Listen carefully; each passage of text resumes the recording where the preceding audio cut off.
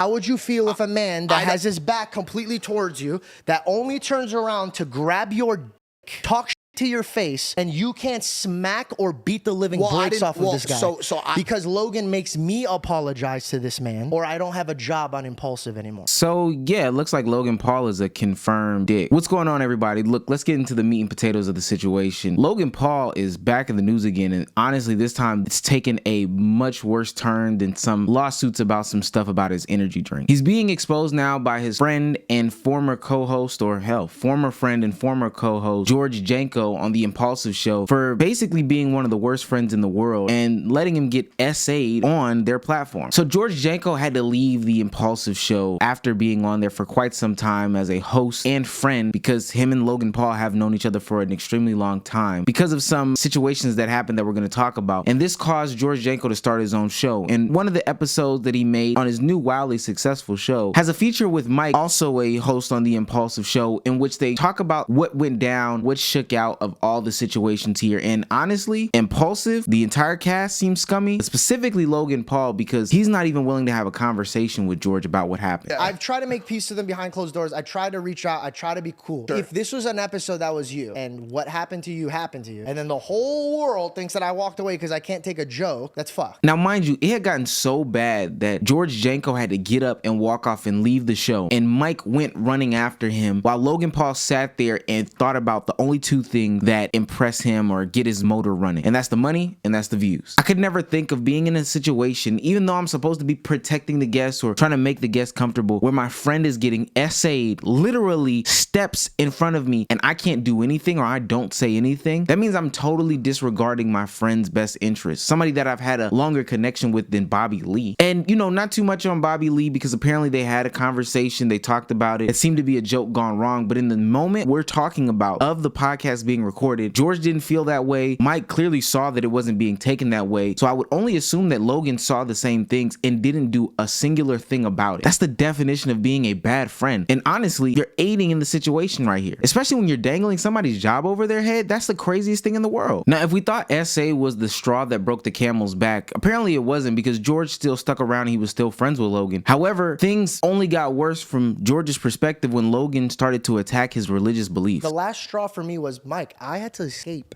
I had to leave for my own feet. When Logan came after me for my religion, the show hit rock bottom and we weren't getting paid. I have a mortgage. I have my sister that works for me. I have Belle. I'm trying to get married. I had all these things. So I had to start my own show because we're not making money on this show and I'm getting pushed out of this show. Well, at the time we weren't making money. I can show you my books. I was spending 10 G's a month being on the show. I don't think people need to know this, or because you probably already know this, spending $10,000 to be on a show is not how most podcasts work. And by the way, let's not forget that for a year and a half, I didn't get paid. I didn't get paid for a year. When I got pushed out and I'm seeing that I'm getting pushed out and I start my own show, do you know what my final straw was? I got my show going, and then not only was I controlled and pushed around on Impulsive, but then Logan's making calls and directing my show. And I'm saying, hey man, you can't tell me what to do on my own show. That's not okay. He told me that I couldn't take Celsius. This is a guy who's sending us screenshots of $11 million a week that he's making. Now, before we get too deep in the weeds here, I just want to make it clear. Logan Paul is a successful person. Impulsive right now, as it sits, has 4.61 million subscribers, and they've been collecting AdSense literally since the beginning of the show. It doesn't make sense that he wasn't busting down any sort of revenue or any sort of thing, paying his people some sort of way. And that doesn't even include brand deals or sponsorships or things like that. Now, unless he signed a non-compete clause, which has now been considered illegal, there should be no reason why when George goes to create his own platform, he can't control what he can control. It seemed like they had some sort of brand deal with Celsius that George was able to benefit off of when he started his own podcast. But for Logan Paul to go behind his back and make snake calls like that while simultaneously not paying him, it's just a slap in the face all around. We never got any money from Prime, and we own that show. So technically, we should have gotten a percentage of that. I never asked for it like the way you did.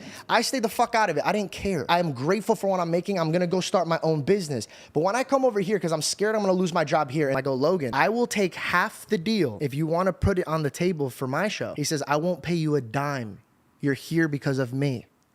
And then I said, well, what do you want me to do for my bills, bro? I got no money. And he says, go have your rich dad pay for it. Now, look, I'm a firm believer that a man's responsibility, especially when he has a family or he's trying to start a family, is to provide for said family. And it doesn't make sense where George has the possibility to generate thousands upon thousands, hell, even potentially millions upon millions of dollars in a business, and he can't even do it properly because there's this guy that's holding him by the proverbial balls, no Bobby Lee, and saying, hey, I'm gonna run whatever you run. You're gonna have to get it a different way, even if you own something, even if you're the face of something, even if it's rightfully yours. That's kind of crazy. I really don't care if Prime and Celsius are direct competitors. If he's able to get money somewhere else, why shouldn't he be able to get money somewhere else? Especially if you're not paying him for his services. And look, I'm not surprised about Logan Paul being this type of dude. There's a long history of Logan Paul being one of the worst people on the earth. And I was totally out on him when he did that whole stream with the trees. But to snake your friends like this is a new low. And honestly, I have no sympathy for him, and I'm always praying on that downfall. Where did things stand with you and Logan? I think it was just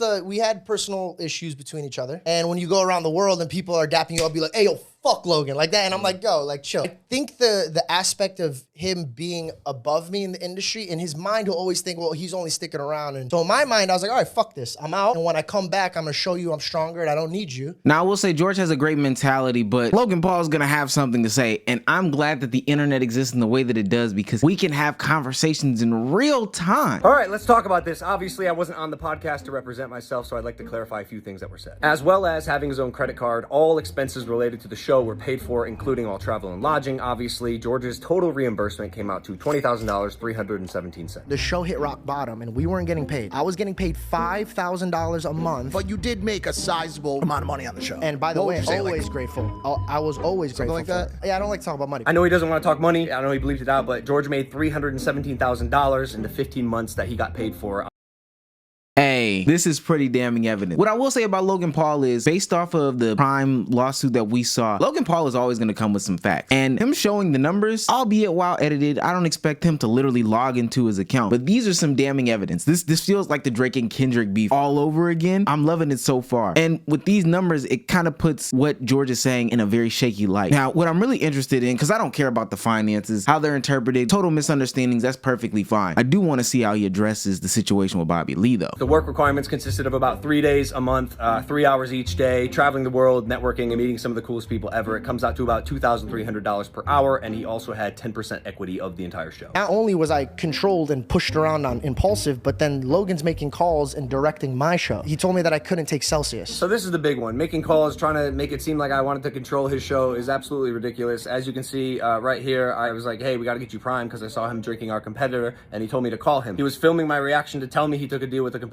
I told him, please don't film, like, I'd like to talk about this. I hope you're joking, by the way. The truth is, I thought it was a bad look that my best friend and co-host took a brand deal with our competitor without consulting me, asking me, giving us even a chance to match it before he signed the deal, because the audience that he's building, at least at the time, on his own podcast was being funneled directly from the podcast that I was building with him. I said, hey, dude, I understand you need to make money. The entire text is right here that I sent him after our conversation. Okay, George is getting a little bit ethered right now. This is the thing about making claims when you have evidence out there that exists about you. You gotta know these things exist, man. Again, I'm still not on Logan Paul's side. The money thing is literally the smallest portion of this. When are we gonna talk about the Bobby Lee situation? There's a lot more. I'm not gonna get into it, but this isn't to say, by the way, that I didn't fuck up along the way. I did. I should not have mocked his beliefs. I apologize for that. I should have stuck up for him with Bobby Lee, and I definitely should have had his back more like a friend. So thank God Logan addressed it, but at the end of the day, my two biggest gripes, you know, money is always gonna drive a wedge between friends. But what can make that bond not repairable is the religious beliefs, which is totally crazy, and then the getting essayed and not standing up for him. So it is good that he addressed that, but I think that those are two big nails that even I myself probably couldn't get around. Once you scorned me with money, then it is what it is. But it looks like Logan didn't necessarily scorn him on the money aspect. But this is why I am a proponent of not starting businesses with people that you started off being friends with or being family with, changing that relationship dynamic. There should be no reason why you do those things, because you would never want a couple dollars and cents to drive a wedge between that. $317 $15,000 is a lot of money. However, for those guys, it's really not. That's a brand deal. That is so insignificant to throw away a lifelong friendship. However, I do believe mocking the religious beliefs is something worth it. So I'm kind of conflicted, to be honest with you. I hate that it had to unfold the way that it did, but I still think Logan Paul is pretty doggone scummy. Letting him get essayed, there is no reason why that happened. And I see how it was downplayed in the video. Don't think that we never noticed that. Kind of made it seem like there was only one time or two time, but how do you let your friend get essayed multiple times? That's kind of crazy. But let me know what you guys think about this, because who's right, who's wrong? If I was you, I wouldn't go back and apologize. Not to Logan Paul of all people.